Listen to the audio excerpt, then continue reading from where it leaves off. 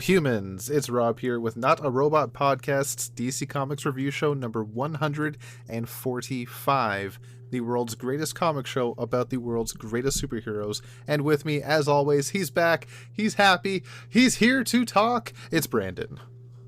Hello, everybody. Yes, I'm back. It's been nearly a month, but it's good to be back on the show. Happy to have you back. I've been wanting to talk to you about comics for the past month.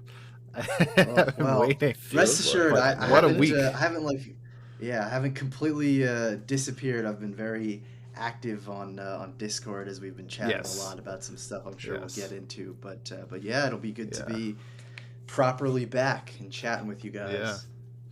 Yeah, and what a week to come back, because there's a lot of good ones. And without further ado as well, with us is Josh. Hey there, everybody. Oh, Rob, you were looking like you were looking for a pun. Were you wanting a pun? I was expecting a dad joke. What the hell? Yeah, you're a dad joke. What happened? Something or other. What? I need my weekly groan. You're a dad joke. Wait, what'd you say? You're a dad joke. Oh, God. You're getting there. I like it. I like it. Oh, God. We are children.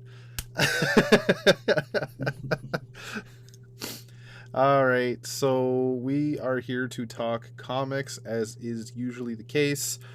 Specifically DC Comics, among others. But for this week, I mentioned it's a hell of a week, and what a hell of a week it is. We're looking at Poison Ivy number 12, Adventures of Superman Jon Kent number 3, Shazam number 1, The Flash number 798, and Batman number 900/135, the monumental 900th issue of one of the longest running series in comics, as well as some honorable mentions. But before we get into that, we're going to talk about stuff, news, and goings on in our lives. What's going on with you guys?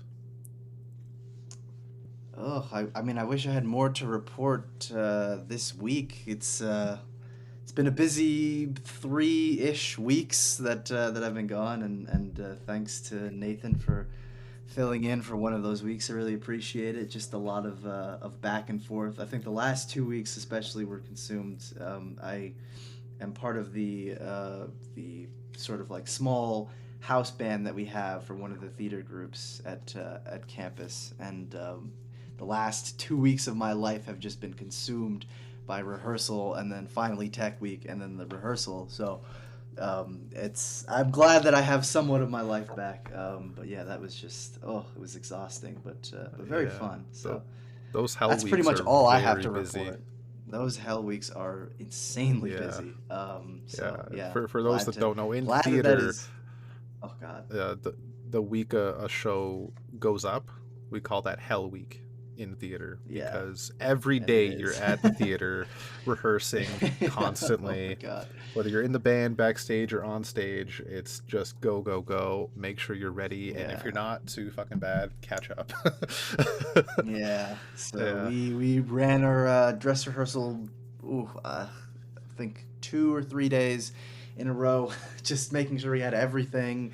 Not to mention, we still had to do lighting, so we were like simultaneously doing that while also trying to get everything together. So it was a lot. Is a long story short. But yeah, glad that is over, and it went pretty well, and get some of my life back. Good. Yeah, awesome. But, it was a good enough show, about though? where I've been. Oh yeah, great show. I'm happy it came together, and it was always fun. I mean, it's always fun to play the music, but this one was really fun. It's always a good time. But yeah, no, enough about my mysterious travels. I want to hear, Mr. Argyle, about what you've been up to this past weekend. Oh, yeah, I had a mysterious travel as well. To the distant city of Toronto, I believe. Yes, yeah, and I got. It's just a funny thing. There's the thing with the people of Toronto that I think I brought this up in the past, but I always think about it when I hear other people say the word Toronto, like from outside of Toronto. Is Torontonians? We don't pronounce the second T. We don't say Toronto. We say Toronto. and Toronto. everybody else is just they enunciate that second T, and it sounds so weird, even though that's how it's supposed to be said. But Torontonians, no, it's Toronto. I always I'm find that kind of sorry. funny. It's No, my no, it's my no. You're fine. Americanness. You're fine. I can be It's no other way. it's not even just Americans. Anybody outside of Toronto will call it Toronto. I just found that funny that Torontonians have their own pronunciation of the city. It's kind of weird. Like if New Yorkers called it something else, like if the fabled accent is New York or something, then that's New just York, how everybody yeah. New York or something. I don't know. And then anytime somebody says New York, they're like, "What the fuck did you just say to me?" Yeah. Yeah. That's too good. So yeah, I went to Toronto on Saturday, and all the way down to Lakeshore area, over on Lake Ontario, to a little old shop called West End Comics in, believe it or not, the West End of Toronto. Wow, that's so weird. How random of a name. You know? Despite the strange, random name, the shop was quite lovely. Small little place, but lots of great things on the walls, in the bins. I picked up a whole slew of classic Green Lantern issues, bunch of stuff from the Silver Age. Number 100, which I was thrilled to get. Number 24, which I was thrilled to get for only $20. I was surprised. But that's not the only reason I was there. Not the only reason I was there at all, because there was an event of sorts on his Canadian tour 2023. I believe we talked about it before. Chip Zdarsky was there to meet and greet and sign books. And what a heck of a guy. When people say he's Canadian, like, he exemplifies it. He's such a nice guy. Oh, no. He's taking pictures with people, chatting, and just awesome. I stood in line. I brought a copy of Batman 127 and 131. It was the first issue of its 2-story arc so far. For him to sign, I bought a trade of oh my god, what the hell's it called? Stillwater? No. There's more recent series that just went on hiatus. Is it Newburn? No. Oh my god, with the comic writer. Kaptara? It's about the Matt Fraction. Oh, Sex Criminal? Wait, no. What are you talking about? Holy shit. Do I have it here? Give me 1 minute. This could be a lot of different things. I'm so confused.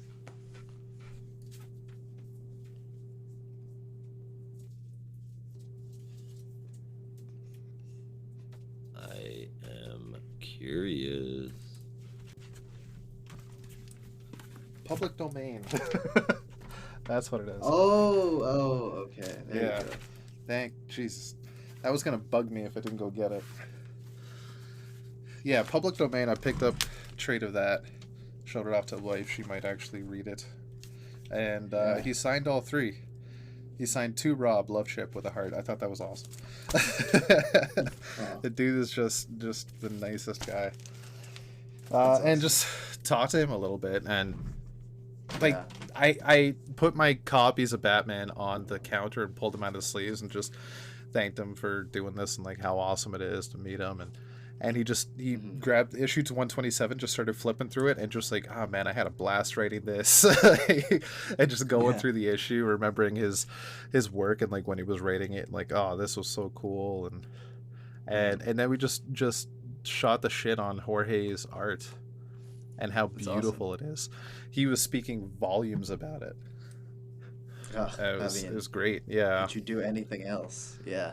Exactly. Right. Yeah, no. I forever owe a debt to Mr. Chip Zdarsky. He was the only comic writer that responded to my email. Actually, him and Tim Seeley, but there was some drama there. Mostly mine. But he was the only other comic writer that responded to my emails about doing interviews in high school, and he was willing to sit with us for an hour and a half and just talk about everything that he did. So I was jealous you really got to meet him in person, but I'm glad to hear that he's as nice in person as he was virtually. Oh yeah, he's a heck of a guy. He even talked about his favorite panel in the issue I had him sign. That's awesome.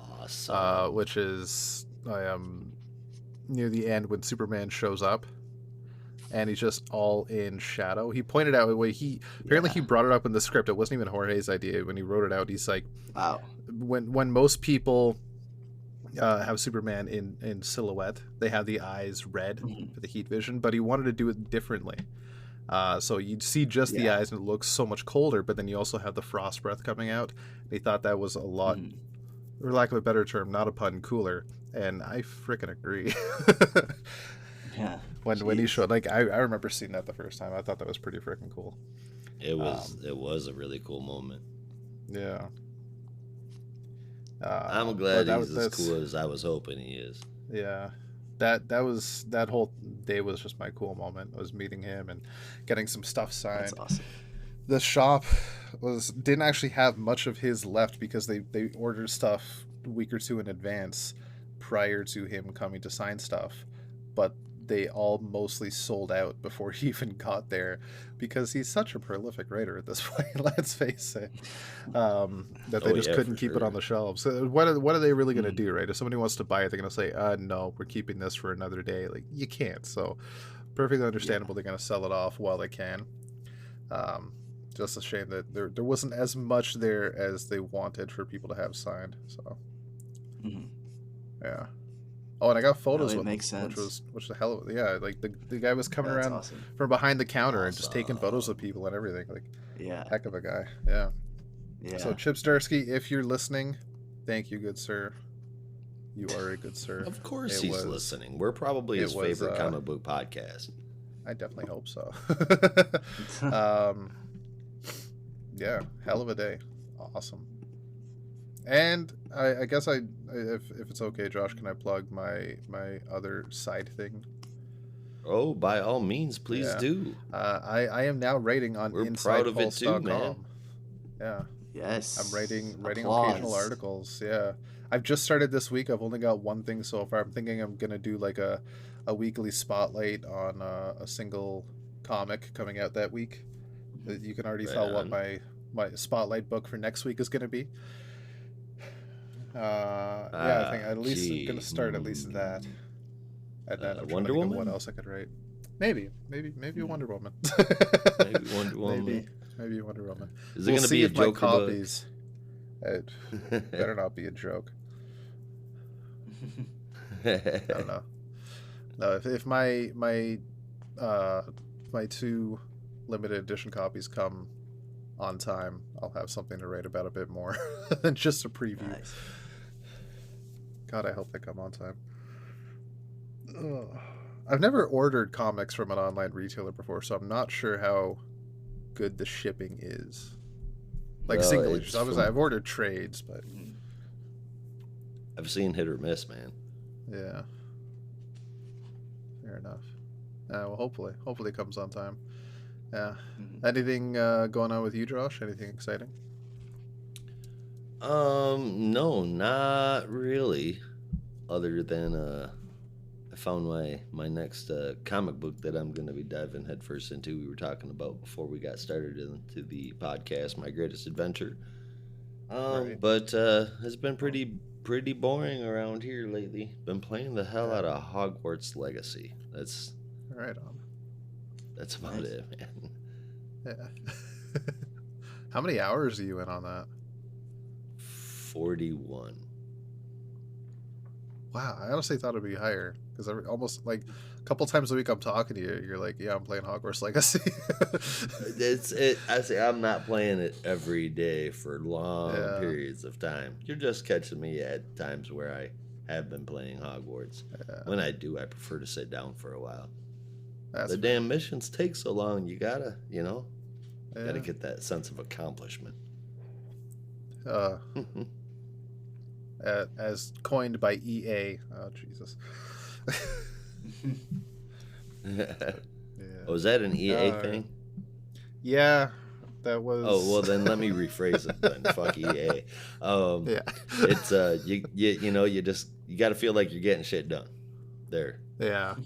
No, that was years ago when the remake of Star Wars Battlefront 2 was being released, and it was revealed that a lot of the big name characters were locked behind a soft paywall where you had to unlock them with currency in game that you could either play for X amount of hours and get the currency to build up to maybe get this character because it was a loot box scenario, it was completely random, or you could pay real money out of pocket Beginning of and the end.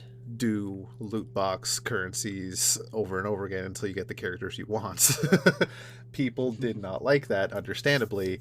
So a poor, lonely PR rep went on Reddit to try and defend it and was quoted as saying, uh, we're trying to give players a sense of pride and accomplishment for unlocking these characters. And at least for a few years, it might still became the single most downvoted comment in Reddit history. Oh, I would not Yeah. doubt that.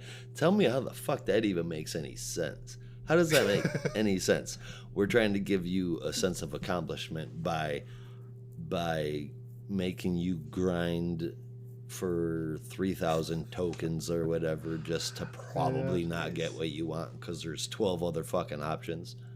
Yep. Eat ass. That's what EA stands for. Eat ass. Yeah. Nice. I think somebody even ran the numbers on it that if you were to just to grind, it could take you like 10 to 20 hours or something of just playing the game to Jeez. maybe get a premium character, or you spend about $200 out of pocket to maybe get a premium character. It's just ridiculous. No fucking Yeah. thanks. So fuck EA. As for comics news though, there's some stuff going on in the comic world this week. DC Comics has promoted Jim Lee once again. He's retaining his duties as publisher, but will also be chief creative officer and president of DC Comics. So he's moving on up even more. They are all about quite putting honestly, I'm all all of for their it. eggs in one basket. Yeah, like it's a lot for one man, but I think if anybody could do it, Jim Lee could do it. Yeah, and he's been doing the comics game for well over 35 years Jesus. now. Yeah, So he's been he in it, knows man. his stuff at this point. And Yeah, you know really, what? yeah. He's behind the On the badass. subject of the Wildcats. Visually, the redesign of the majority of the heroes under the new 52, I fucking loved. Yeah, And he had big a time lot of them, if input. not all of them, were his designs. Yeah, exactly. I don't think all of them, but many of them. At least the Justice League characters were, I believe. But yeah, I think it was even more than that, dude. definitely more than that. At minimum, Justice League 7. Yeah, just for listeners that don't know why Brandon was saying, speaking of Wildcats, before we started recording, I mentioned I saw earlier today a video of the intro theme song to the Wildcats 1994 animated series that I had no clue existed. So we were talking about that and how similar it is to X-Men, the animated series from 94. Very much so. Yeah. Or 92, I guess. 1992, yeah. Which that can kind of segue us into the last bit of news I have, in a way, speaking of like television / movies, I guess. Zack Snyder had, I'm not entirely clear what the hell it is, some kind of mini convention recently, if not last weekend, then the weekend before, I believe. But I think it was a convention circled around him. It was really small. I'm not entirely up to date on what the hell it was. It was but probably he just some kind of like, hey, special speaker kind of deal. Yeah. But he was in a room with a bunch of people anyway, talking about various things. But one thing that became very viral, him bringing up new info about his Justice League story that, let's face it, we're never going to see again. But he mentioned that Zeus and the various gods that were featured were going to be revealed to be Kryptonian. God, I'm so sorry that was so loud and right into the microphone. Wow. if you think about that a little more, then that would mean, ergo, and he even quoted this as well, that that would mean Wonder Woman, her power set is Kryptonian based, being a daughter of Zeus, who would be from Krypton. Completely stupid as hell. I was a fan. I defended Zack Snyder on his way to making Batman versus Superman. I defended him against the studio when Batman versus Superman kind of got turned into half-hearted chicken noodle soup. They were good building blocks there. I defended the possibilities of a great Justice League movie after Joss Whedon slaughtered the first one. And when I compared it to the original Justice League movie, I loved Zack Snyder's Justice League compared to Joss Whedon. I was like, hell yeah. It is a million times but better. This is completely fucking insane. The dude has lost his the dude has lost his ever-loving mind.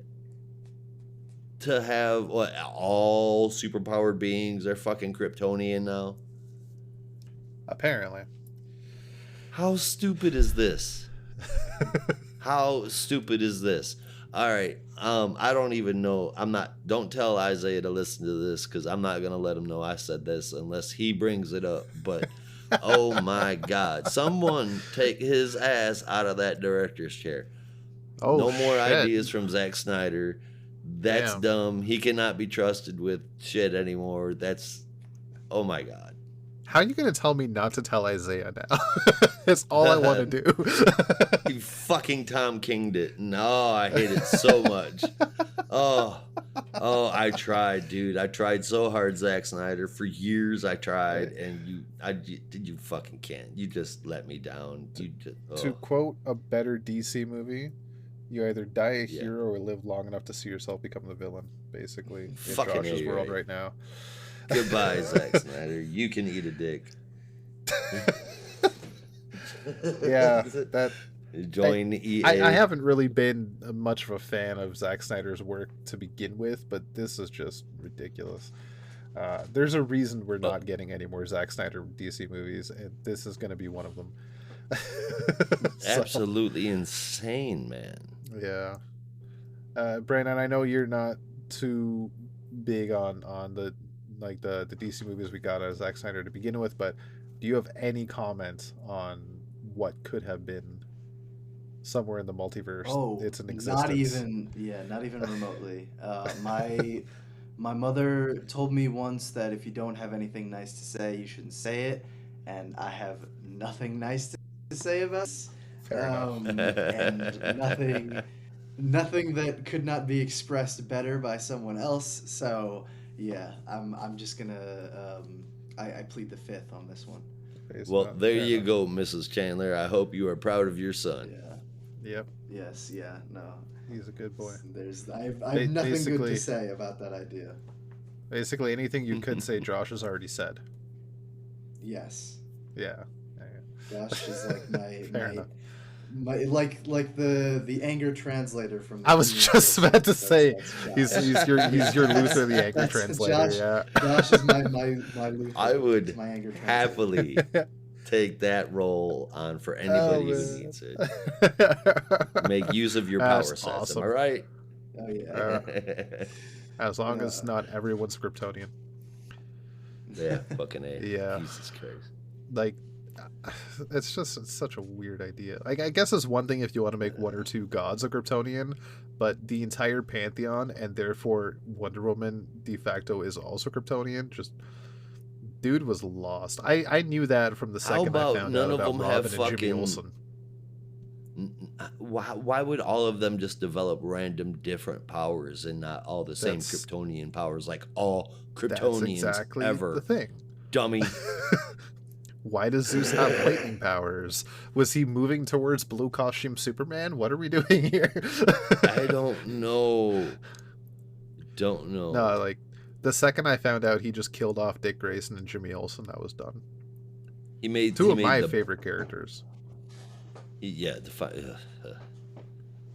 Um, Yeah. I was willing to forgive that. It was weird hearing that it was actually Dick Grayson that was dead, but I mean, it Yeah. was Like one obviously an of Elseworld story. But now you're just taking it yeah. and you're just, it's like, I mean, I can't Yeah. even think of an analogy. It's just, this is like hammered Yeah. dog shit and you're trying to blow it away with the wind. That's not how you get it off the sidewalk. Don't. It's just, I never want to talk about Zack Snyder again. This is what you've done, Zack Snyder. This is what you've Can, done. And I'm on a so I movie podcast, god damn it. I was gonna say, like, Isaiah will probably come across this at some point, but if he doesn't, next time you guys record screens, can you just tell him this info? Because I want to hear his reaction. Oh my god. uh, Being not a fan of Zack Snyder as it is, I want to hear what he would think about that. oh, he hates Zack Snyder so much. Yeah, We're recording Saturday, so right on. I probably won't tell him. I don't like to eat, so it doesn't taste good. Yeah. Fair enough. All right. Uh, that's all I've got. You guys got anything else, news-wise? I have one thing, and it's more of an experimental thing because I just want to see Rob and Josh's reaction, but I think especially Rob's reaction because All right. I know. But earlier I sent a photo into our Discord group chat, and Oh, while no. while you guys were, I kind of got to start this particular thing. As I picked it up, and while you guys were talking about Zack Snyder, I got to finish it. And I will say nothing in the way of spoilers, except for All right. this: Okay. the Green Lantern universe, the Green Lantern world is in very good hands. That's all I'll say. I I, I and will I, and say- I saying, like "Has I been don't I don't want to I don't shattered want to its to very I don't want to core." over yeah I don't want to overemphasize my own importance, but considering the last couple of runs that we've had and also my frankly pretentious taste, I think that's a pretty good sign. I would say that's Yeah. a pretty good sign. So all I'll say is I think you're gonna be very pleased. I after reading the preview pages we've got, I'm already very pleased, and knowing the creative Oh teams, yeah. I'm already like. I will say, as much as I appreciate the the spoiler warning and everything, I won't even take it as a spoiler because just knowing Jeremy Adams' Flash run and knowing he knows so much about the Green Lantern books already, and having read PKJ's Action Comics run, I'm already on the ball that the Green Lantern universe yeah. is in very good hands. It's I mean, it's Frank- it's a lot Sir of new Manico, and it's a man. lot Sir of I Manico. think fresh creativity, which for Yeah, me I was just like, oh, all in. But anyway, nothing else because I want you to go in completely fresh and blind. fair enough.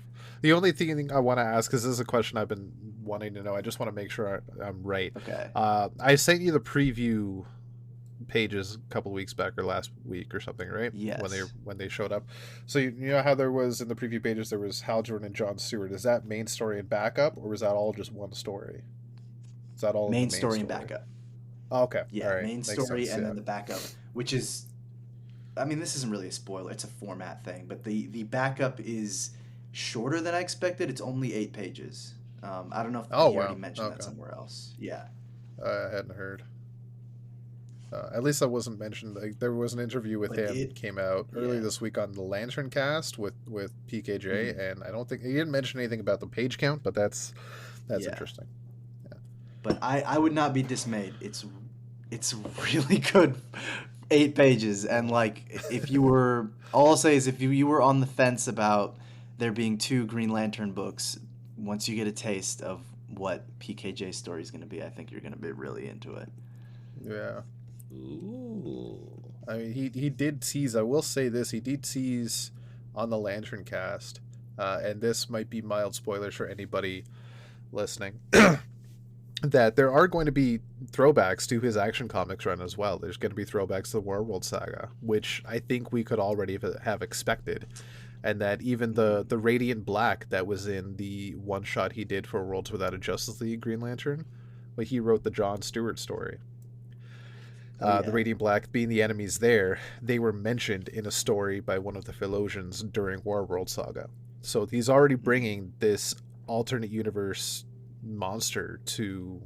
I think he was bringing it before they even showed up in Worlds Without Justice League. So I'd Yeah. probably expect those in his John Stewart story at some point. But it is going to be very Earth based, family based John Stewart. So we'll see what Mhm. happens. Yeah.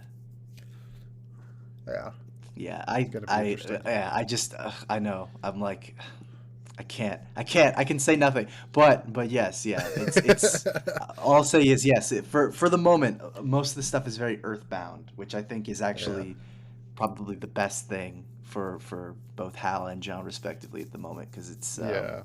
At least to it's start. gonna set some good stuff. Yeah, as a start. Yeah. Okay. Yeah. Anyway, that's it. No more. No more. We'll talk more next week. If my books We'll talk happen to more show up next week. Monday, if my books happen to show up Monday, because I ordered two freaking copies of it, the foil covers. I don't know why. I Oh, just really yeah. wanted the Green Lantern and the Sinestro Corps covers, and I'm gonna be getting a third one to Yeah, actually that's a good read. one. There you go. Now that's how you If they do it. Of course. if yeah, if they show up on Monday, I'll probably read one of those, and I'll Mhm. DM you as soon as I'm done, and we can just shoot some Oh shit a little yeah. bit before we record. No, I'm really excited actually, and you Yeah, too as well, Josh. I'm excited to talk about this because I think just after Oh, the I know, but last I just won't year talk of about this Lantern stuff stuff that until we it's had, podcast day. I yeah, don't blame y'all. yeah, yeah, Yes, just sub-thread it or some shit. yeah. mhm, I mean, last year is kind of an understatement because we've had like two things, unless you're yeah, counting the Jeffrey True. Thorne run, but that ended a year ago. yeah. Oh man, So yeah, it's been a bit of a dry spell. yeah, For some people, it hasn't really been since Hal and Pals that we've had a good Green Lantern run, um, yep. or Well, like a good five things star come to Green those Lantern who run wait. anyway. Yeah, Exactly. Hell, for even more people, it hasn't even been since Jeff Johns that we've had a 5 star Green Lantern run. So it's definitely been for some people, very few people. For some people, it's been a long time coming. mhm, Yeah, yeah. yeah. But that's for next week. As for this week, Indeed, it if there is. is no other news, I guess we can get into honorable mentions. All right. Well, I suppose we can if you want to. Had a few of them this week. Batman: The Audio Adventures #6. It's still a great book, especially for a younger reader. I fully recommend it there. The Joker: The Man Who Stopped Laughing #8. I still like it. It is Ditto. not winning book of the year, but it's such a real, true Joker. Like this feels like I am reading what I think the Joker should be. It's a dip back to a personality we haven't seen in a while, and I fucking love it. Agreed. Batman and Joker, the deadly duo. Silvestri is kicking ass in the art department. I don't think he knows how not to do that. It's absolutely beautiful. The Yes. story gets a bit weird, Yeah. but it's also really good sometimes too. Um, in order to find out whether or not it's up your alley, though, you're gonna have to commit like 4 issues to figure it out. uh, I put that issue away, and my literally my exact words were Mark Silvestri is so fucking awesome. yeah, I Yeah. finished reading it, and that's what so that like I awesome, just said it aloud to myself because it's true. so true. Have you been keeping up with the deadly duo? Yeah, no, I mean I've been following it since the start. I could Yeah, not miss this. it gets a little weird sometimes, but man, it's real good. The characters that get brought into it are real good. The art's fucking beautiful. And then finally, Peacemaker tries hard #1. I read this. Uh, my takeaway is that it's basically a less funny comic book version of the TV show, except there's no team members here. Really, it's not a bad book, and I'll probably keep reading it, but it's not what I would call a must read. It is enjoyable so far, though. So there is that, and that's all 4 of them that I had this week. Right I on. usually have more. That will bring us to the second portion for honorable mentions that I'm realizing now should probably just been in the news section. Uh, this Saturday, Ah, if y'all don't know, it's Free Comic Book Day, the holiday of comic book lovers everywhere, and there's a Woot lot more woot. retailers taking part in this than I ever thought possible. Like, Really? I get oh Oh yeah. wow. Yeah. like It's usually There's in pretty like tame. Canada. four or Well, five different books coming out. yeah. I mean, Right for on. retailers, I don't even mean publishers, but like stores, types of stores. Like around here, at least, it's always the comic shops. Um, there's a local anime stores taking part in it, which I don't think they've done before. But also Toys R Us up here is taking part, Oh. but they're only giving away copies of the McFarlane Special Edition Black Adam book, which came with the Page Punchers line. Huh. Right. So it's interesting, but hey, they're taking part and they're getting Interesting. Yeah. involved, which just pretty cool. But if you're going to your local comic shop this Saturday, at least on DC side, you can look forward to getting uh, two young adult stories: Clark and Lex slash Fan Club, Batman Squad #1, and Girl Taking Over a Lois Lane story #1, which I imagine are preview copies for a full OGN coming later on. At least it's what the covers tend to look like. And two Dawn of DC specials. You got the Dawn of DC We Are Legends Special Edition #1, which covers the 3 mini stories we got for the Vigil, City Boy, and Spirit World that we saw in their respective issues. Respective issues of Lazarus Planet. So just And Dawn real of quick, right? just asking, guys, Yeah, yeah. do you have high hopes for these new series? Not well I have high wishes. hopes, but I don't Do know you High that have they'll be high? hopes, great yeah. Do you think sellers. that Yeah. you Yeah, think like that they'll get any traction? knowing how these kind of things go in the past, like when you look at Mhm. um I know we talked about it a couple of weeks ago, I think with Nathan, I don't remember what the initiative was called, but what with The the New Age of Heroes. Terrifics, New Age of Oh, the New Heroes, Age when of that Heroes. happened, Yeah. like stuff like that, when you have this wave Yeah. of new characters show up all at once, it gets some traction at first, but slowly dies down. Which would Yeah. be a shame. I think all of these characters and all these stories look very interesting so far, especially the Vigil already being Mhm. mixed in with the larger DC universe as it is. Yeah. I like the idea of all 3, but we'll have to Yeah, see if same it here. picks up traction, right? Yeah, Most of I what I've think read so far has been Mhm. pretty good. Um, Yeah, so I don't get the impression that any of them will be particularly lackluster, although, I could be wrong, but yeah. yeah, no, I mean, Well, I hope it fingers does well. crossed then. The only one I could say that might be lackluster is City Boy, but we'll see how that Yeah. goes. Yeah. We'll see. They I did still a like the idea Newsarama of it. did it and yeah, Newsarama did an interview with Greg Pak that about it, and I've kind of like absentmindedly clicked on it. I was like, yeah, whatever. Like I get some free time. And it actually kind of gives more insight on the series, and some of it I am a little bit more interested in now. It's really going to be delving into, his background and his powers and sort of the motivations. Obviously, what you would expect from a solo series, but Yeah. I don't know. I think some of it could be a little more interesting, fleshing the character out.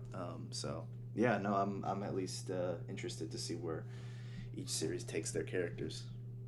Yeah. I mean, when it comes to doing this free comic book day special edition, the reprinting the intro stories for all 3 characters, I think is a good idea to get people started if they didn't want to read Lazarus Planet and pick up 3 different comics just to get the intro. But also Or maybe even at the same realize time, that those intros even existed, exactly, because they yeah, weren't reading Lazarus Yeah. Planet. yeah. But at the same time, if you're doing this, maybe add in a little bit extra for people that did read it, and just so they can Mhm. get a bit more of a primer, like an extra page or 2 each, like a even Yeah. like the old what were they called? Like the the character profile cards that you used to get in the Secret Oh Origin yeah, stories The and Who's whatnot. Who. Like, stuff like yeah, that. Yeah, yeah, yeah. I used to But be a I sucker for understand the that Who's timing of Who it. stuff. Like, they're probably this issue specifically is probably banking on people who maybe didn't read the Lazarus Planet stuff, or yeah, maybe they're not following what Ramvi is doing in Detective Comics, and so they'll see the primer. Spirit World comes out next week. So they're probably banking on someone reads the primer, they go, oh, this is good, and then maybe they'll give Spirit World a chance, and if they like that, they'll check out the other two. So like from a yeah. marketing standpoint, I understand. Oh yeah, no, it's a good idea. Um, well, speaking of But yeah, I marketing hear you. It might be standpoints, nice, yeah, yeah. to have something extra Uh, for people who did read it. yeah, so speaking of marketing standpoints, the other DC book we're getting on Saturday is Dawn of DC Night Terrors Special Edition #1.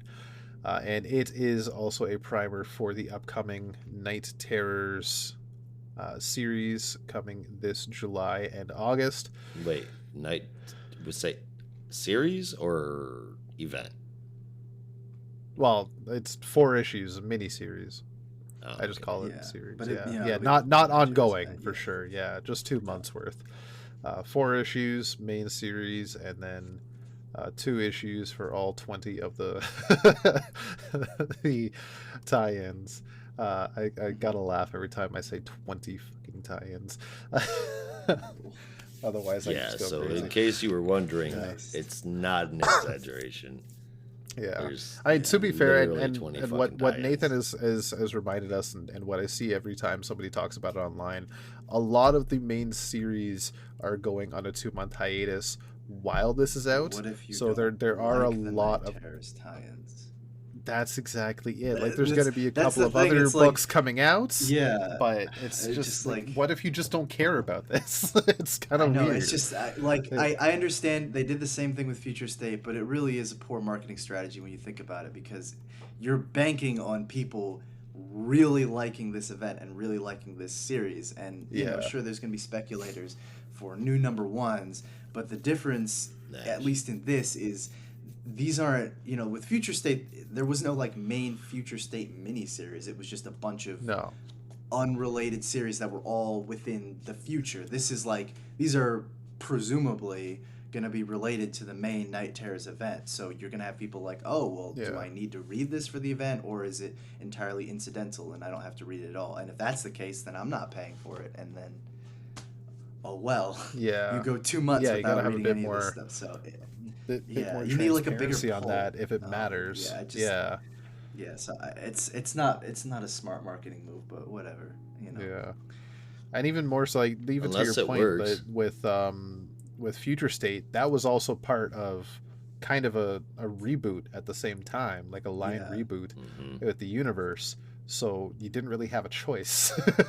If you're reading Yeah. these books, the book you were reading is canceled. There's a new #1 coming out in March. Read this in the meantime, Mhm. right? Yeah. So this it's just weird for just a summer event to happen. It was one thing when they did the villain books in October at the beginning of the New 52. That was an interesting strategy, but Mhm. this is just weird.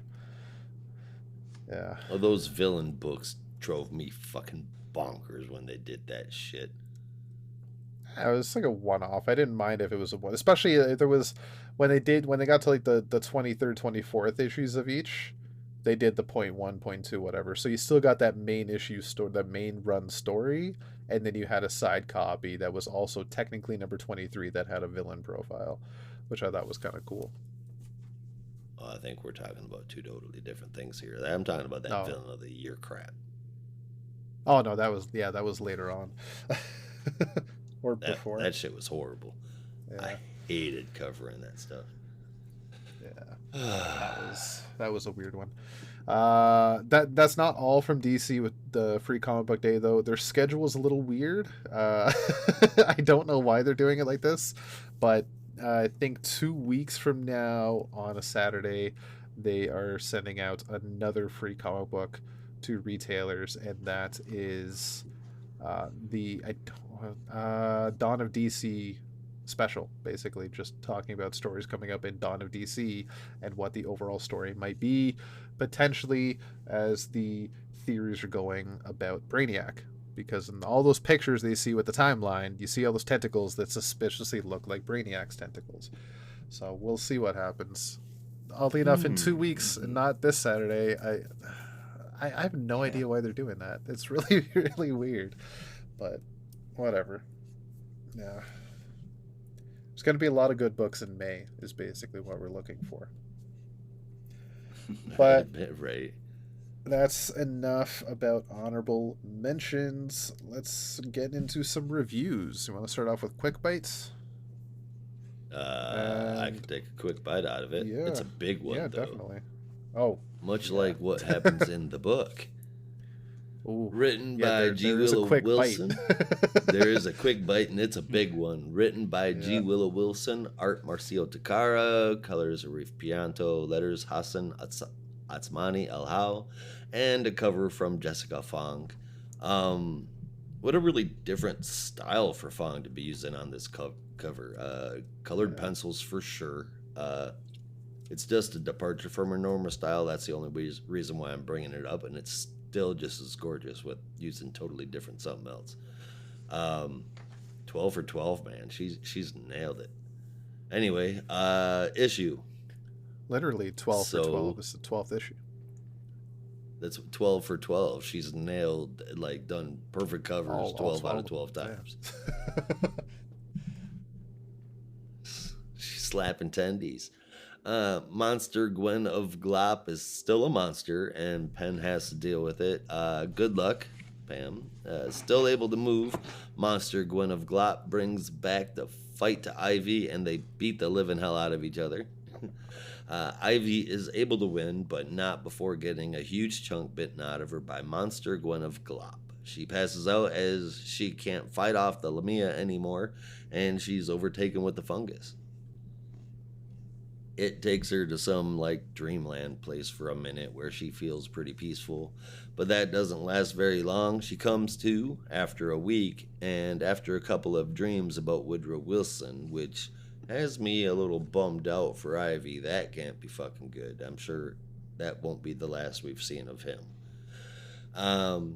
Anyway, she wakes up and her very first thought is to get to work on a cure, use the antibodies that are still in her blood to, make it.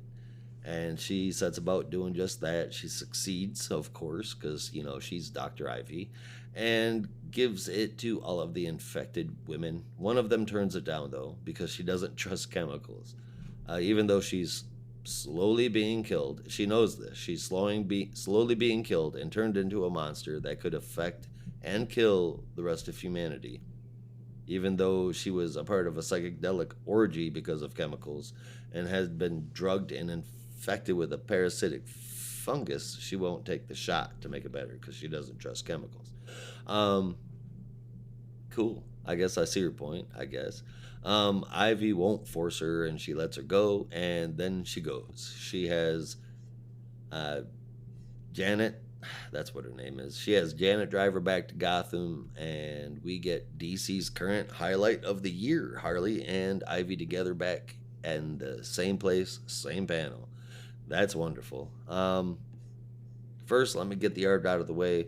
There's not much to say here other than it's fantastic as always, but I will say that the fight scene in this issue between Ivy and Monster Gwen of Glop, it could have been a little bit more detailed, or at least a little, differentiated between the characters, because it kind of does just look like Glop in some places. That's not really too much of a major detractor, though, considering the art style that's been used throughout this book. I just would have liked to see what was happening more. Anyway, as it's mentioned within the pages of this very issue, we see Ivy go through a whole bunch of growth, and finally Harley and Ivy are back together. It's been an awesome 12 issues. Ivy has avoided death twice now because of Wilson's writing and the sales of this book. This isn't calling in on a phone line to determine whether or not Robin will die, but I gotta say this is still pretty damn impressive. um, and it's because Wait. of the fans. Wait. What was? Rob, No, Poison Ivy was supposed I to know die. about the. But All okay, right. okay, I got you. I was trying to figure out what the connection you were making there was. Okay, no, I get that. The fans Yeah, voted by buying the book, man. Keep her yeah, alive. yeah. Um, and it's a good point that you also don't need to be huge and bombastic to have a successful series. Just have a very well written one, and it's good. Yep. Biggest questions going forward is how the hell, how well, and how not how the hell, how well will Wilson and Teenie Howard, if at all, be able to mash up their stories going forward? Because Teenie Howard does that. She matches up all of her stories, so I'm assuming that's what's going to happen. Um, I'm kind of holding out hope here. I'm fingers Oh, crossed. Any this here's the is thing about that though. If G. Willow Wilson and Teenie Howard can mesh up well between Harley Quinn and Poison Ivy, Teenie Howard is also writing Catwoman. uh-huh. So maybe we get a Gotham City Sirens down the road at some point. One can I only hope. mean, I'm all for them teaming up, but I really think this the title Gotham City Sirens is fucking dumb. I hate that title. I always have. I mean, There's the got to be title is something definitely else it's that they not the can call the greatest, Sirens. but Yeah, I'm not like Birds of completely Prey or against something. it. I mean, Birds of Prey is taken, and not a single by one of those what? characters is a bird. Birds should pray? I don't know.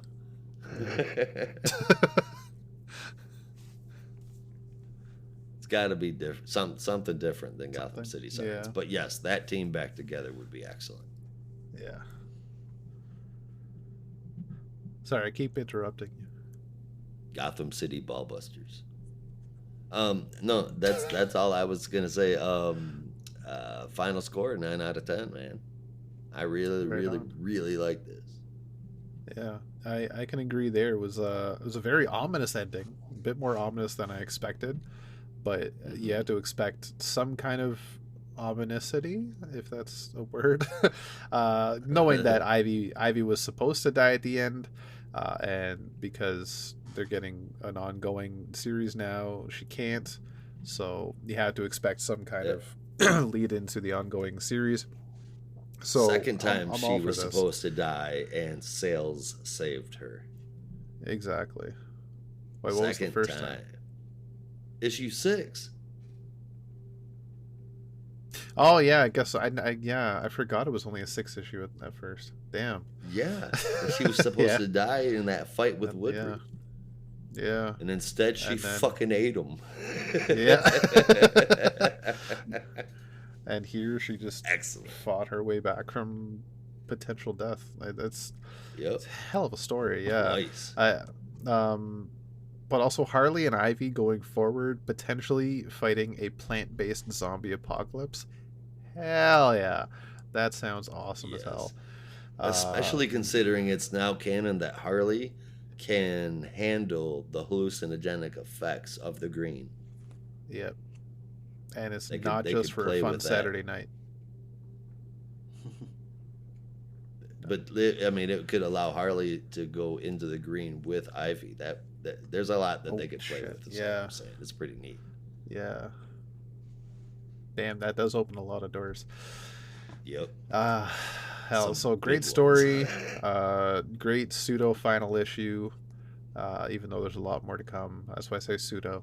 And great to look at. 9 out of 10 as well. Looking forward to 13. I'm looking forward to Yeah, 24. I pretty much echo most of what you guys said. Just exciting, thrilling, chilling, and I wholeheartedly agree. Rob, them fighting the zombie apocalypse sounds fucking great. I hope Yeah. they lean all the way into that, but Yeah. we'll see. So this one got an 8.5 out of 10 for me. Right on. All right, so that will take us Hell into yeah. our second quick bite book of the week, and that's Adventures of Superman Jon Kent number 3, brought to us by Brandon. I imagine bought by Brandon too, but brought to us by Brandon. Yeah, both of them technically. Yeah. But yes, right. So give me One. He said, "Baby, oh, that's the whole thing. He doesn't get given books this early. Yeah. He steals them off the Yeah. truck." Steal them off the truck, off the lunar truck, off Yeah. the lunar Yeah. distribution truck. Nah. But yes, They, no, As this it's is getting they low. fell off the adventures. back of the truck, is what it was. They fell off the back of the truck, and They I just fell off happened the back to of the thing. truck. You just found it Same thing. every week. Yes. On your way But home this, from yes, school. this is Adventures of Superman Jon Kent #3, written by Tom Taylor with art from Clayton Henry, colors from Jordi Belair, and letters from Wes Abbott. This is a fairly quick one, actually, but most of the stuff that happens in here is fast, but still has some weight to it. John has now found himself on the world of injustice, having been saved by, yes, you heard me right, the Superman of the injustice world. And the issue sort of revolves around him getting a bit of a lesson in just how savage this world can be as he runs into some familiar counterparts of his own world, including Batman, but I would say most significantly Damian, who in this world, as we know, is no longer loyal to Batman, but has flipped against him completely and is, if you can believe it, even more angsty and aggressive than his Earth Prime counterpart. John is a little bit suspicious of this world, given that, as peaceful as it is, it's awfully quiet and a little bit strange, feels like everyone's on edge. So he talks to his not dad and decides to take a tour of the world after being granted permission by this world Superman, and quickly discovers that the reason these people live in peace is not because of some kumbaya, happy-go-lucky hippie moment where they all realize that they should work together in harmony. They're this way because they're fucking scared, and Superman has instilled his way of tranquility with about 50 quotation marks around that world, using force and intimidation. So I was all in, because I mean, we all knew where it was going to lead. We knew that John was going to end up on the Injustice world. And it's funny, this is not the only book that's going to have a little bit of multiversal crossover this week, as we'll get to later. But there's something kind of nice about seeing these very different versions of characters that we know interact with the characters that we do know, and seeing John kind of have that dynamic with this world's Superman, and particularly this world's Damian, who they call Robin, although from my memory I thought Damian had become Nightwing at some point, so I'm not sure when in the No, timeline not this is in supposed to be, Injustice. In You sure? Injustice, yeah, in Injustice, the great divide happened between Superman and Batman, and Damian was with Batman at the time, but was like siding with Superman. Um, well, Superman's approach, anyways, like questioning Oh what was so no, wrong you know with what what I'm he was thinking? doing, I guess there was and a then there he was a skin fucked up, and that had him as Nightwing Nightwing. died. Yeah. There was Yeah. like a skin that had him as Nightwing or something like that. Yeah. Well, in the I guess first you in the weren't back first then. Anyway. game, he was, at least in the story for the first game, he was Nightwing, because that was a big twist for Yeah. me when I was playing the game. I saw it was Nightwing, and I was like, oh, it's Dick Grayson. And then they revealed it was Damian, and it was a big twist. Right. Yeah. So maybe it was different in the Yeah, comic story, 'cause but in the game, he was yeah. dressing up as Nightwing. At least Yeah, in the because first I one. remember that, and they, like, when they had all the advertising for the game, that was a part of it where they're like, oh, Damian is now the Nightwing of this world after Yeah. Dick fell on a rock. But anyway, Such a dumb and death. that point aside, no, it's just kind of interesting and somewhat fun, I would say, despite the aggression and the anger, to see these versions of characters interacting and doing their thing. And I think we all know that there's definitely some kind of conflict that is coming up soon, but to what degree that will be and how it'll be executed is a mystery that we'll just have to see until the next issue. But I had fun with this one, and I gave this an 8.25 out of 10.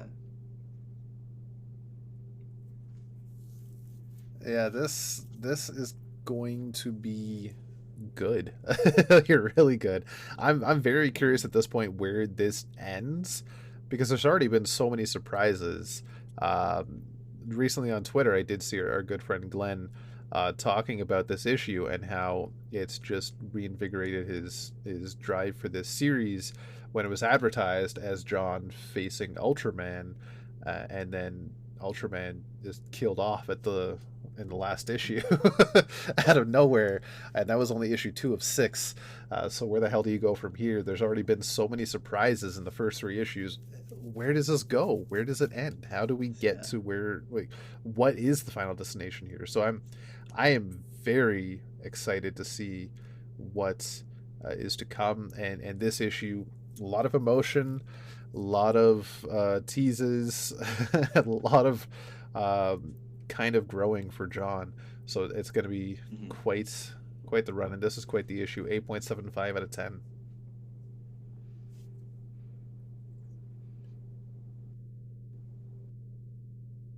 Josh, I think you're muted, bud. Well, I sure was, bud. It wasn't just a good story, man. It felt completely natural for Jon to walk into this entire thing open-minded, even after watching General Superman kill Ultraman like right in front of him. Yeah. The way this whole issue flowed, I bought it hook, line, and sinker. The calm way he comes to the realization of what is happening was perfect too. I mean, everything looks awesome in this book as well. Cover looks a little Clayton Henry circa 3 or more years ago. And there are a couple of 5 heads in the art, but Clayton Henry overall is doing fan-fucking-tastic here. For the most part, they're shrunk down to 4s. Regardless, it reads really great. It looks damn good, and I am still all in on this. It got an 8.75 out of 10 from me. Right on. All right, so that concludes our spotlight section for the week. We're going to take a quick commercial break. Do not go too far. Hey, this is Josh from Not a Robot Podcast. We just wanted to let you know that we love doing these shows and appreciate that you're listening. To show us some support, we've cut everything out of the middle. Pay $2.99 a month to get full access to our Discord server on Discord. You get all of our shows as soon as they get released. You get to chat with us and a shout out on the podcast each and every week. You can head over to notarobotpodcast.com for links to join the Discord, send an email to have read on the show, links to our Substack, and more. Don't forget to find us on Twitter and Instagram too. Thanks again for listening. Now let's get you back to the show. Stay human. And we're back. Thanks for sticking with Not a Robot. I knew you wouldn't go anywhere. Who was it? You didn't know. You're not Brandon? Psychic. Oh, you didn't know? No, you didn't know. No. Well, you better call somebody. Yeah, Brandon, was you that used to say, "I hope that wasn't too painful" when you come back from commercial? Oh, Just popped into my head. yeah. Oh my god. Yeah. Okay. Yeah. I was like, where have I heard that? Yeah. No, I said, yeah, it's like, welcome back. I hope that wasn't too painful for you, or something like that. Man. Yeah. Which I don't know if you remember some of the commercials we've had in the past, when you were saying that Josh was reading commercials, and I was picturing, Yep. I'm always hearing that, like, we hear Josh's voice for 2 minutes, they're like, I hope that wasn't too painful. Like, oh shit. God. Yeah, well, that's the funny thing. I didn't really know that there were ad reads, so Yeah. I kind of was just like, oh, we're just taking a break, like, you know. Yeah. There's nothing in between. Sorry you had to hear Josh talk for 2 minutes about Sorry things. you had to. Yeah. But we're back now, and we're gonna ease you through the rest of it. Yeah. I feel like that's important to acknowledge. Yeah. He obviously thought it was torture. Oh my god! I love you, buddy. Oh man. Well, with that, without further ado, we'll save you the torture. Josh was going to talk about this book, but then he reminded me how much he wants to talk about Poison Ivy, so now I'm taking over. So hopefully this isn't too painful. We're moving on to our spotlight section of the week. And because there's a new number one, y'all know what it is. It's Shazam number Yeah. one. Uh, and it's been a long time coming, this one for sure. Shazam, as my dad used to say. Shazam. Shazam. Shazam. Shazam. Shazam. I just think it'd be fantastic if there was ever well, I was gonna say if there was ever a live action, if just once we hear that in a live action Shazam, just Shazam, and that's the magic word. Shazam. Yeah. That'd be cool. That'd be, I'm yeah. not gonna lie. I'd laugh. Yeah, that'd be fantastic. Anyway, this is Shazam number one, and y'all are going to be saying that for the next couple of months. This is written by Mark Waid and also by Dan Mora. They are both credited as the storytellers, but I imagine, I don't know if Dan Mora, how much he had to do with the actual writing, or if it's a proper amalgamation of story and art as storytelling, because they do not have an artist listed. So I will go as usual, written by Mark Waid with art from Dan Mora as the storytellers, with colors from Alejandro Sanchez, letters from Troy Pateri, and a gorgeous cover from Dan Mora himself. We open on Billy Batson as not Shazam, but we'll get into that a little later, riding a T-Rex of all things, because damn, what a way to open a number one. It's pretty damn cool. This is Meet the Captain, chapter 1. He's corralling this T-Rex who is on a rampage seemingly towards a cliff, and he is trying to get this T-Rex under control before they fall off, but it just doesn't work. It runs right off the cliff, so he uses his quick speed and forms a net out of vines since they are in a jungle, catching this T-Rex, as you find out that this T-Rex is actually an alien from a dinosaur planet, and he was bringing this dinosaur, who was actually a child, back to his parents, who also speak English. It's a hell of a few pages. Very well articulated as well. Oh yeah. Down to And the fact that they serve him tea. Yeah. Not just any tea. Tea distilled from genuine snurl droppings. You can only imagine what a snurl is. I think they've been in something before, so we got to look that up. But it doesn't taste that great. The fact that their little arms can pour cups of tea, though, is just fantastic. It's a sight to behold. I think the fact that the key ingredient involves the word droppings is a pretty good indicator that it's not going to be good. I don't need to look snurl up at all. Shouldn't even try it. But he's got to be polite. It's probably gonna be pretty bad. Yeah. I don't give a shit what you tell me it'll do. I will never eat unicorn poop. And that's you can even listen to this. Oh, these are fresh blueberry droppings. Like, what? Exactly. No, no, thank you. I prefer bananas. Oh, I got banana droppings right here. No. Yeah. Just stop saying that. It could even just be as simple as maybe it is a fruit and it dropped off the vine, but no, you say the word droppings. It's just, too much. Anyway, so he helps the dinosaurs get back on their ship and get everything fixed, as their ship was damaged. So he helps fix it up and hurls it back into space, because they're low on fuel. So he helps them get out into space and back on their way back to their home planet, leaving the little kid dinosaur to just watch him from outside the window, saying cool. Even across galaxies, he's inspiring children everywhere. So that's really cool to see. He heads back to the Rock of Eternity with a giant teacup over his head, because he can't see, so as a trophy. And we got a brief rundown of what the Rock of Eternity has become in recent years, where he's got his little trophy case for his adventures, now including a giant teacup, a T-Rex sized teacup, as well as various other places where he can hone his skills, such as a toy room, a large bowling alley, a 20-foot speaker, and a large ass TV where he can watch the old 40s Batman serials in color somehow, which is God. awesome. Yeah. I mean, what are you gonna do with the power of the gods, right? You know, yeah, That's let's true. make black, everything was black and white in the 40s have color now. That's Yeah. I mean, Oh man. honestly, it's kind of cool. um because as we know, he is still a kid, so he does all Right. this, but uses it in the guise of training and honing his skills.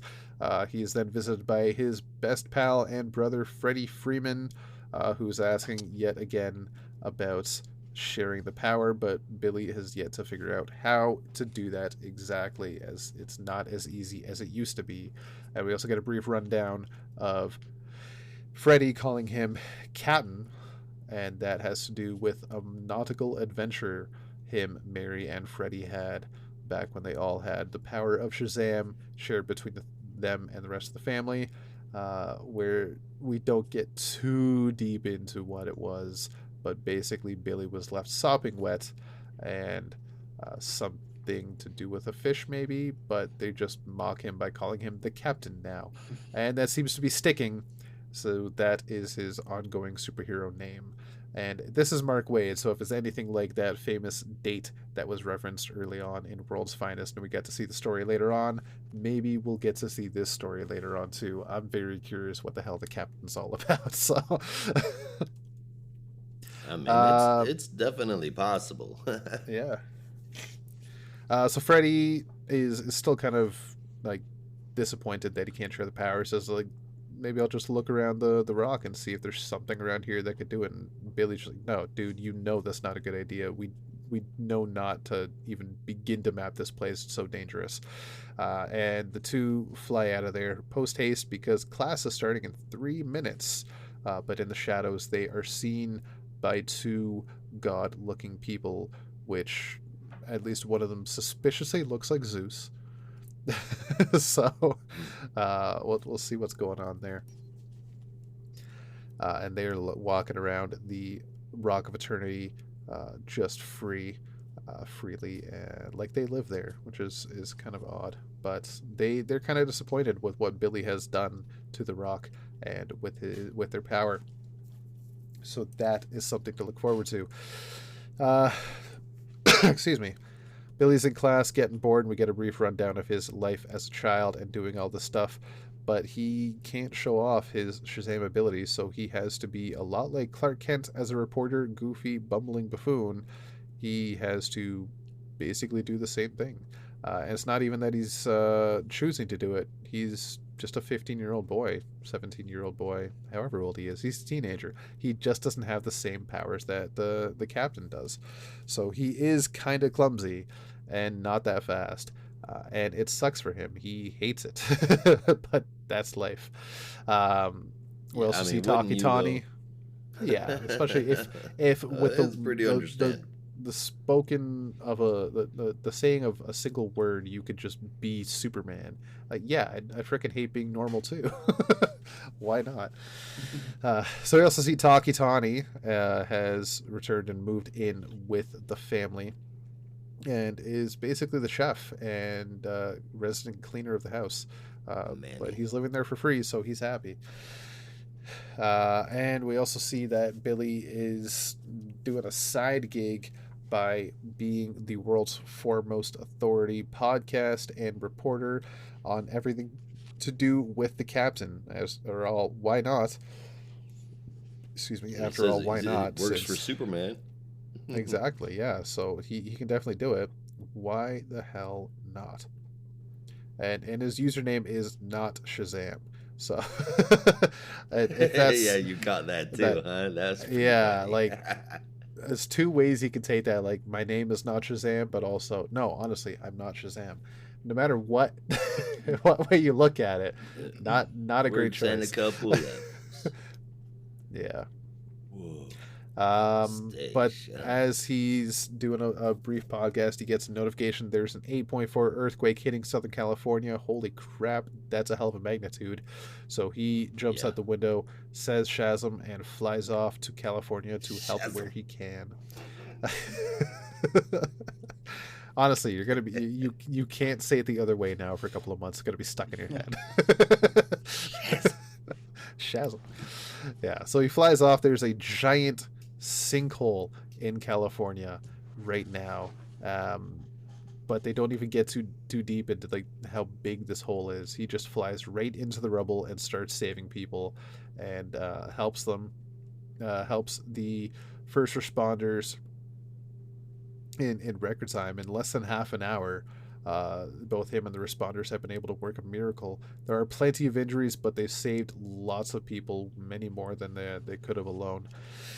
And some reporters are on the scene to interview him and just talk about him and how he's saving the day. Uh, Earlier on, Freddie did mention how one of Captain Marvel, or the captain, sorry, the captain's biggest superpowers, and the thing that makes him so popular as a podcast subject, is that he's really nice and polite. He's easy to get along with, easy to talk to, very grounded, and that is an important part of his hero repertoire. And as he's being interviewed, one of the people he saved comes running up, thanking him for saving her children, and gives him a great big hug, asking, "How can we ever thank you?" And then Billy seems to get very upset. "Well, since you asked," he says, "you can get the hell away from me, you pathetic stinking cow," and then just tears her to pieces verbally, stopping himself right before he goes a little too far, realizing what the hell he's done. I mean, And that's full where we on end. Jason Voorhees with his words, man. Oh yeah, like, damn. So yeah, that's something happening right now. He seemed to get angry out of nowhere. No clue why. He loves what he does, but something happened. Something got in his head. I suspect Mr. Mind, but we'll see later on. Probably not. I feel at the same time Mr. Mind might be a character left behind, but we'll see what happens. As for this, though, great first issue, I think. Loads of fun, beautiful to look at, as is expected from Dan Mora. Lots of interest to come, lots of interesting things to happen. The visuals are amazing. I do hope that there's some Mary Marvel coming, though. So I was surprised we didn't see her, at least even in like a little bit. I know there was that little cameo, but she was kind of just there in a flashback sequence. Like it's kind of weird. I was hoping for more modern, like modern day, present day Mary Marvel to show up. Hopefully, some of that coming down the line, because they made a big push for making it will. Mary This a main isn't character. this isn't like World's Finest, right? What do you mean? Where's Batman? Like Superman this is current time, yeah. Yeah. No, this is modern day. Yeah. Well, I mean, then So they've got to acknowledge it. Maybe that's why they're after Revenge of the Gods. They're calling it Shazam. They should. I mean, they split Captain Marvel right down the middle, right? They gave him Captain, gave her Marvel. Yeah. So that's exactly it. Yeah. Why not? Yeah. So I'm all for it. I thought this was a great first issue. Really easy to get into. Mostly just catching up on what Billy's been up to and where he is now. So there wasn't much in the way of plot, but you do get a heck of a lot of plot at the end of the issue. I think that's enough to catch some interest. And I'm not against catching up with Billy to begin with, because his story over the past couple of years has been very complicated, convoluted, and all over the place. So it's great to just finally get some grounded stuff featuring Billy. 8.75 out of 10 for this. And now for everything I've missed, Josh and Brandon. Well, for me, right off the bat, score 8.5. I had a super. I mean, despite the kind of crazy ending with the captain. Hello. Yeah. Hi. Oh. Yeah. Oh, you were dropping out. Yeah. Yep, we can hear you. Oh, yeah, weird. Yeah, despite the ending with the captain, if like story wise, character wise, everything just felt very classic Shazam, which is something that I felt has kind of been missing from the mythos. So right off the bat, just great. in terms of story and art. I wouldn't be me if I didn't mention continuity. I'm not really going to go into it too much because I don't want to be like pedantic about it, and also there's really no point. But there are some things that are strange that I'm not really sure I entirely understand. There's one retcon that I actually thought was incredibly clever, and hats off to Mark Waid for pulling it off, which was that obviously historically Captain Marvel or Shazam or the Captain has had ties to Fawcett City, but that has kind of been supplanted by him being in Philadelphia recently. But I guess the workaround that Mark Waid came up with is that Fawcett City is a suburb of Philadelphia, and I saw that and I was like, that is strange but incredibly clever, and you know what? I'll take it. So hats off to you, Wade and Mora. Even catch that. Yeah. Yeah, so I was like, a good job. Like, if you can't bring back Fawcett City as a city alone, why not make it a suburban center? That's fun. Yeah. Right. But in terms of the Long other live continuity Fawcett stuff, Comics. some of the flashbacks, yeah. But in terms of the other stuff, the flashback, which seems to imply that some of the older Shazam stuff is back in continuity, despite the fact that that would really make sense with the new Shazam family. I don't really know, and I don't have an explanation for how they would make that make sense. So I don't know. I'll let someone who is smarter than me figure it out. But yeah, that was a little strange, and I'm not really sure how that all works. But aside from that, fun first issue. Love the writing, love the art. Just excited to see where this will continue to go. I'm right there with you guys, man. Starts out total Shazam. Feels, talks, speaks, moves, acts just like you want Shazam to do. And I mean, to start out with space dinosaurs that drink tea is just, I mean, that's classic Shazam too. Did it without making it feel dated, and I mean, it's more so. Of course, it's beautiful. The story is good.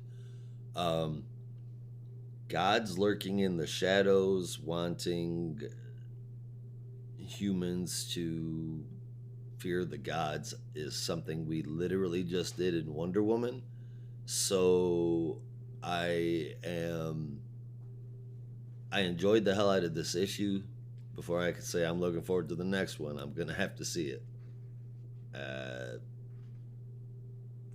But this one, it gets an 8 out of 10. Right on. Fair enough. I totally didn't even catch that bit about Fawcett City, though. I got to go back and see that. Yeah, See, I that knew was it. clever. I knew it when I said all the stuff I missed. Here's Josh and Brandon. I knew there was going to be something. Yeah. Yeah. So I remember you when at the beginning of the week when you read it, you mentioned there was a bit of a continuity thing, and I finished the issue. I didn't see anything. I was like, okay, what the hell is it? Yeah, no, some of the stuff makes is sense. more for the eagle-eyed reader, but of course I wasn't gonna miss that. I love this stuff too much for that. Mm-hmm.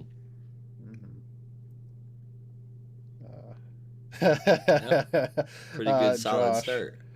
Josh. What? Saturday, you and Isaiah are gonna have a conversation.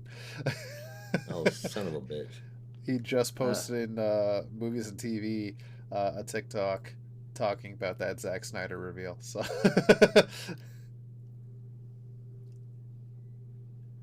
Fuck. Well, there goes my Saturday. That's no good. yeah. So I So far so that good. Solid episode. start for the captain, and I mirror Rob saying I hope we get married too. I feel like with the book being titled Shazam, and that after one or the other, there's no reason why we can't get both of them going on.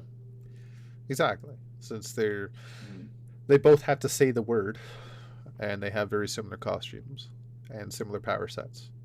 So why not? Yep. Definitely. Yeah.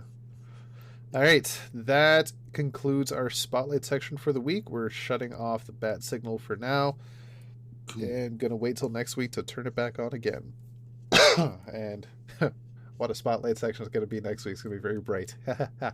Anyway, now we're getting into our full dive books. We got 2 of them coming up, starting with The Flash, number 798. And this is where I eat my words from last month very quickly. I'm going to be eating a lot of my own words with this section between the 2 issues you have to cover. But this one specifically is Flash number 798, written by Jeremy Adams, with art from Fernando Passarin and Auclair Albert and Will Robson, with colors from Matt Herms, letters from Rob Lee, and an ever gorgeous cover from Torrin Clark. We open on exactly the moment. Wait. You're not going to bring up the fact that this has a guest appearance by Brandon's favorite comic book character of all time? I feel like that's noteworthy right out of the gate. Mr. Terrific. Who is this? Extant.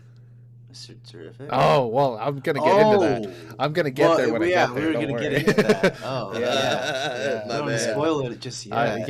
I'll wait till we get to that, because that's preceded by another return from another character that has been talked about recently. Yeah. So I won't. I'll get into that when we get there. All right. I'll just but back we do that up and out of the conversation then. just temporarily, just for a few minutes. Yeah. We do open up on a moment that last month, if y'all remember, we were talking about Flash 797, and I was thinking we're not going to get to see the birth of Wally and Linda's new baby, but here he is. First freaking page. I saw him like, oh shit, okay, I jumped the gun. Their new child Wade has been born. They've yet to make the connection that they called him Wade, and then that other boy from the end of the 1 Minute War was called Wade. And I don't think anybody's realized it yet, but they've met their child already. So it's one big happy family, all 5 of them together. Very cute child.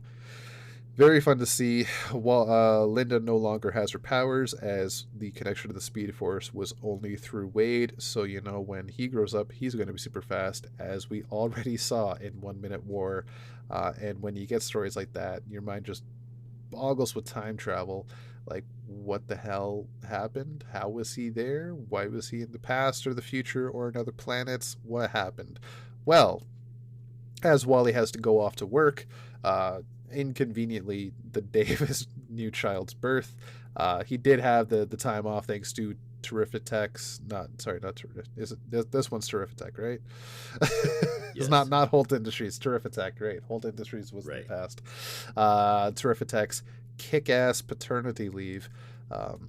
They did get called in because they're running an experiment that Wally has been waiting ages for, and they have an atom bomb looking thing, but is really a portal to break open the universe and see what they see, because that's always a good idea. As they're setting off the machine, Sure. Linda is being visited by a nurse who is taking baby Wade for some tests, which she was expecting, and the baby is taken away by this nurse, who does say, "Don't cry, little one, Granny's got you. Granny will take very good care of you."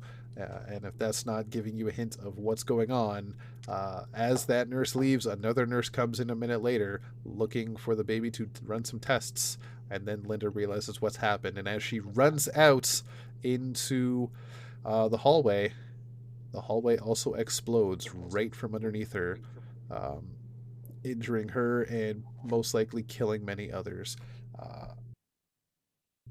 Very, very sad to see in a hospital, especially a maternity ward, but them Apocalypse and New Gods, they just don't give a shit, right? Granny goodness. So that happens as this giant machine is setting off its own pseudo explosion, and it kind of fails. The machine works, but not to their expectations. It's also looks really busted up and begins to crack open. And as it falls to pieces, Wally gets the call that there was an explosion at the hospital and Wade is gone. He thinks dead, but no, he's just been taken. And as this machine falls to pieces. A lone figure steps out of it saying, "Your son is not dead, Wally West. He's been captured, and I, our man of the future, will help you get him back." The same Our Man we've seen in the children. No, I was going to say the Children's Crusade. What the Star Girl? Justice What the hell? Society. What? No, like the 6-issue mini Star with Girl Star and Girl. Lost Children. Lost. Yeah, the Loaf Children. That's it. The Yeah, Loaf Children. the Loaf Children. Yeah. Yes. Yes. Stargirl, the Children's Crusade.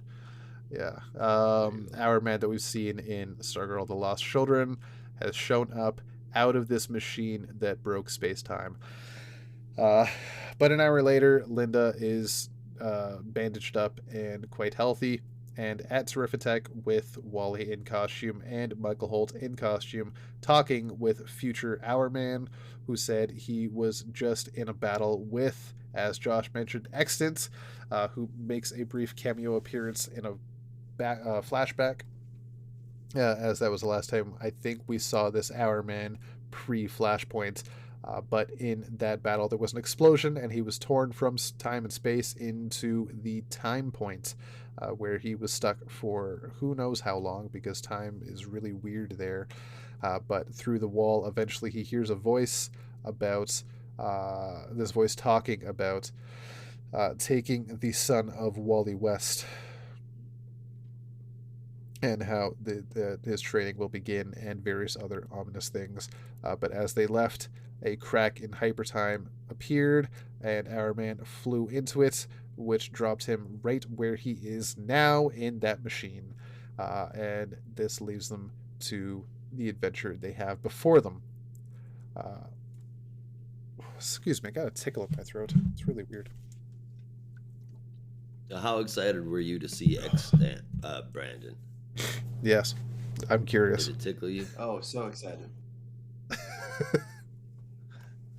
Do you feel like you were gypped because of the limited page time? Well, there's only so much you can do. I mean, you don't want to completely overtake the book, but I'm sure he'll be getting his proper justice sometime soon. I wanted to ask your opinion as Extant's biggest fan. Of course. Yeah. All right, well, that brings us back to Our Man, who... oh my god, excuse me. Don't drink energy drinks on a recording. It's too much gas.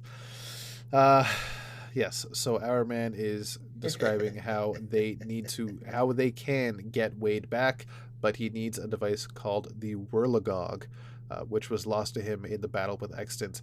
And as he brings up a holographic image of the Whirligog, Wally recognizes it and realizes exactly what he has to do. But he needs to call someone out, and turns the machine back on, despite Michael Holt's warning that if he does, he could create a temporal distortion. And as he turns the machine on, a large, bright bang appears with La Cucaracha playing, and out comes Gold Beetle herself, with lasers blasting because she was right in the middle of a battle, I imagine. She gets stunned by some stun disc defenses that Holt had, or Mr. Terrific had set up just in case things went wrong. And then Wally begins to explain why he called her here.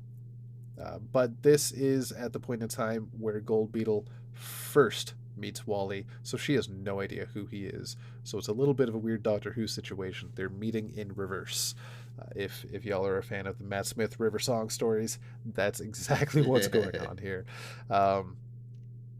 So while it's Gold Beetle's first time meeting Wally, Wally has met her many times already and describes how she's helped him in her future, his past, and it's she takes that as a good sign that if she's helped him in the future, chances are he's trustworthy, so she'll help him again now.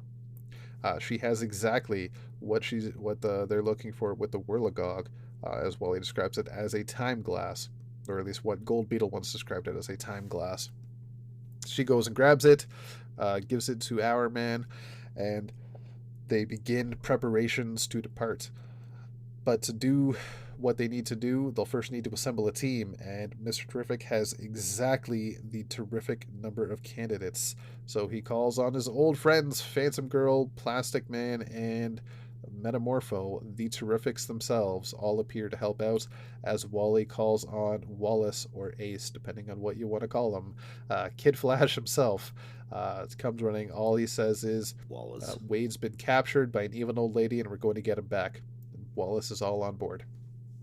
So now they have the team in place as they get into their giant ship that is T-shaped because it's Mr. Terrific. Let's face it, it's awesome. And it comes flying out of a river in the middle of the city, leaving the citizens of Central City in a very newsworthy mood as to what the fuck was that, a spaceship? Like, that's pretty awesome. Mm-hmm. That's a hell of an afternoon. So they go off into space, about to break through the space-time continuum and chase Wade down. And I don't know if they know it yet, but Granny Goodness also. Wally is extremely happy to be sitting in the captain's chair, despite the fact that Mr. Terrific said multiple times to get out of his chair. But Wally remains to sit there and pretend to be Captain Picard. It's just awesome. With a make it so Indeed it out of was. him himself. Yeah. Make it Just so. a lot of fun. So they break into you could call it all sorts of things, but basically breaking through space-time barrier. But they're about to be impacted by something, and they're hit, or rather they hit something else, and it is none than Wham Bam Man from the Omega Bam Man. Omega Man. Oh my God, that's a Omega Bam Man. Bam Man. Yes. Whoa, Black Betty. Omega Bam Man. From Wham, which I don't remember what the full name for Wham is, but that Intergalactic Wrestling Federation. Wrestling Association of the Multiverse. That's what it is. Oh, okay, thank you. Who No just problem. appears on the windshield of the giant T-shaped spaceship. Him and Wally are tag champs. Tag team partners, yeah. Of Wham. Yep. Tag champs. It was completely unexpected from everyone. Omega Bam Man is kind of didn't expect to see Wally either, so he's thrilled. He says, "What's going on?" You know, like, perfect voice for him, dude. I'm just thinking about it now, Whoa. and I'm getting just a quick tangent. Josh, I know you'll appreciate this. If we ever had like a Wally-centric Flash movie, and they did Omega Bam Man, he's got to be played by Rick Boogs. Oh, for sure. Yeah. Yep. And, There's nobody else. That would be fantastic. Oh wait, no, that's not true. Just going off of looks alone. Oh, what's that dude with the hair that does all the really dumb movies? Like personality. Well, yeah, but he could do looks too. Danny McBride. Oh yeah, Danny McBride. Yes. Yeah, I could see that too. Oh yeah. man, that'd be fun. I really want to. I want to see Omega Bam Man show up in something else. I really do. Honestly, with awesome. and I've been thinking about it a lot. With all this coming out, you know, we got the Wham, and we got Omega Bam Man, and we got all this stuff. I really hope to see these characters show up in more Jeremy Adams projects. I'm not even just talking about Green Lantern because he's writing that next, but also more stuff going on. So I'm excited to see where that's going to go. But this issue had me grinning a lot. As an equal mix of emotion and fun. Wally's a dork, and I love it. It's the return of Wham. There's so much going on. Damn shame to see Wade get taken already, but there's got to be some stuff going on with Granny Goodness, as was teased the last issue with the babysitting issue. So a lot of interesting stuff to come. 9.5 out of 10 for this issue. Damn good one. That's what I got. Um, yeah, I mean the Star Trek reference was cool. Seeing Omega Man was cool. Seeing Brandon's hero show up, that was pretty neat. It was a pretty damn good setup issue, and of course the thing is gorgeous, man. 8.5 out of 10.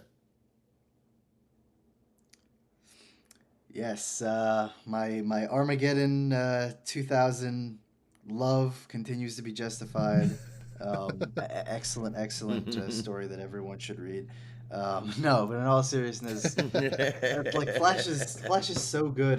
It really is a shame that we're losing Jeremy Adams. And while I'm very Yes. pleased with next week's Green Lantern, I just it is very bittersweet that he's leaving the title. But at least he's going out with some fun.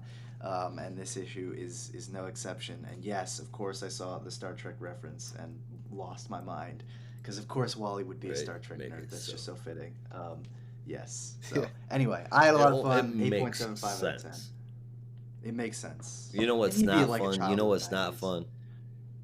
Well, oh. Jeremy posted up a May the 4th uh, picture in Discord earlier, and Rob gave it the Spock signal. Yeah. Yeah. Look, I have no stakes in the Trek versus Star Wars debate slash war. I like both. Like I'm not picky. Oh yeah, I mean I'm both Yeah. fan too. I just feel like he Yeah. was being a little facetious. Um, well, all right. I guess we move on to Batman now, don't we? We do. I believe we do. All right. This is Batman number 135, but also Batman number 900, Legacy issue, Woo. the conclusion of the Batman, with, of course, a dash in between Bat and Man, of Gotham, written by Mr. Chip Zdarsky, Rob's best friend, with art from Mike Hawthorne, Jorge Jimenez. I mean, you know it's true. Yeah. And Mikel Hanin, with colors from with inks from Adriano de Benedetto, Jorge Jimenez, and Mikel Hanin, colors from Tomu Murray and Romulo Fajardo Jr., and letters from Clayton Cowles. This is going to be a bit of a speed run review, but trust me, there's a lot to discuss regarding this issue. But I felt like it was a pretty fast read, so I'll do my best to do it justice. This picks up exactly where the last issue left off, where Batman had his hands cut off but was able to stop the gas from leaking out over Gotham City. But unfortunately, Red Mask had a backup plan and sent out the Man-Bats to gas the rest of the city. So the rest of Gotham City, led by Jewel, are doing their best to hold off the Man-Bats, but are encountering some resistance. They get some assistance from Selina, who is doing her best to hold her own with her supporters and everything, but unfortunately, they seem to be losing against the rest of the Man-Bats, and Red Mask is slowly inching towards his goal of touching the Joker's mind right at the moment where he goes insane at the Killing Joke, so that he too can be turned insane. He is able to achieve this, gathering enough multiversal energy from the people who've been gassed in the city, and gets right at the moment of the Killing Joke where he goes insane, and it looks like everything's going to work. And then the Joker Oh, looks near him, Red Mask, which I don't even know how that's possible, but that's a whole other theory that you can get into later. Suffice it to say, Red Mask is incredibly disappointed with this and naturally wants to try again a couple of times. But before he is able to make any significant headway, he is stopped by the Batman, who has reached the top of the tower and is quickly making his way towards Crimson and, to an extent, Red Mask. But not before Red Mask decides that he has one last gambit, one last plan that he is going to enact, and that is to just dive headfirst into the multiverse. And I don't know, see what happens. See if he can Yeah. try and find another Joker that maybe he can connect with and hopefully drive himself properly insane. Um, Bruce decides that the only way to properly deal with Red Mask is to dive into the multiverse himself, which naturally sounds fucking crazy, and Alfred is trying to convince him not to, but he decides that there's no other option and that he just has to go for it. But first, he wants to tether himself to this universe, and make sure he has an anchor point that he can come back to, just in case he gets lost. Well, before he can properly anchor himself, no one should be surprised, he is betrayed by this world's Selena, who decides that the feeling of unease that he creates when he's around, the feeling of unsafety that she gets, needs to go away, and the only way that she can do that is to make sure that his ass is lost in the multiverse. So she kicks him into the multiversal portal that Red Mask led through, and Bruce is now adrift throughout the multiverse, trying to find his way. And thus begins one of the coolest fucking sequences I may have ever seen in a Batman book. And I feel bad even neat. Just like spoiling it for people, but it was just so artistically and story-wise impressive that it just blew my mind. But basically, to make a long story short, because I don't want to spoil it for people who have yet to read it, Bruce makes his way through the multiverse, chasing after Red Mask, who, upon touching on multiple Earths, is either bringing Jokers who had died on the respective Earths back to life, or creating new Jokers, and in doing so, is basically hopping from universe to universe, encountering different Batmans, and just discovering all these different worlds. But the thing that makes this sequence one of the coolest things I've ever seen is that Jorge Jimenez, who, if you did not believe he is one of the greatest artists working in just comics at the moment, what makes the sequence so great is that Jorge shifts his artistic style with every single Earth. So when Bruce makes his way to the universe of Batman 89, or Red Rain, or the BTOS. Oh my God, how am I blanking on it? Gotham at Gaslight, BTOS, the classic Silver Age Batman, and the one that blew Batman my mind, 89. the Arkham games. Right? Each style is changed, and it was just so cool. Like, I don't even want to spoil it, but basically goes through all these Earths, meets the different Batman, has a different encounter with each one. Shout out to the Batman Beyond universe, where he meets the old universe Batman, and they're literally the same person. That was wonderful, and it made me laugh. But finally ends up, to the surprise of no one, on the universe of the Dark Knight. And yes, that does mean that Jorge does in fact shift his style to look a bit like Frank Miller, which I'm sure made Josh lose his mind, but it also made me lose my mind in the best way, because it was so cool, and also just, it's total fan service, but seeing him meet the DKR version of Batman and them having a little heart-to-heart moment was just like peak Batman, peak superhero comics. But anyway, they finally reached the end of their little multiversal journey and have ended up on a strange adrift world that is a creation of Red Masks, that is literally just an amalgamation of different pieces of Gotham, and it's the final showdown between Batman and Red Mask. But before they can have their proper showdown, he has to go toe-to-toe with, I shit you not, a Joker shark. So they're going at it back and forth and having their thing. He's riding the shark into a building and crashes there, and finally it looks like the shark is about to attack. And before the shark can make any final push, he reaches into the utility belt that he had grabbed from the Batman of the Earth 66 world, and you already know where this is going, pulls out the Batman shark repellent and uses it to great effect to send the shark spiraling in the other direction. And it was beautiful. Like, literally, that was my favorite moment of the entire week. And I've been sitting on that since Friday, and I've so wanted to talk about it. But anyway, after dealing with a fucking shark, is able to make quick work of Red Mask, but realizes that he only has one way back home and can only bring one person, and has sort of a dilemma as to whether or not he should send Red Mask back or leave Red Mask here, even though he knows that would not be right. And it seems like Batman is at his lowest point despite having a victory, but naturally, when Batman is at his lowest point, it's a Robin who will bring him back up to the light, as Mr. Tim Drake, fresh from his own multiversal adventure, has arrived to save Batman and bring him back home. And we get a little fun, if not mysterious, if not confusing ending that implies that Batman's little trip through the multiverse might have had a greater effect than he realized, as, let's just say, Zur-En-Arrh might be popping up in some different forms. And that's all I'll say. This Yeah. issue was fucking awesome, wonderful, 9.999 out of 10.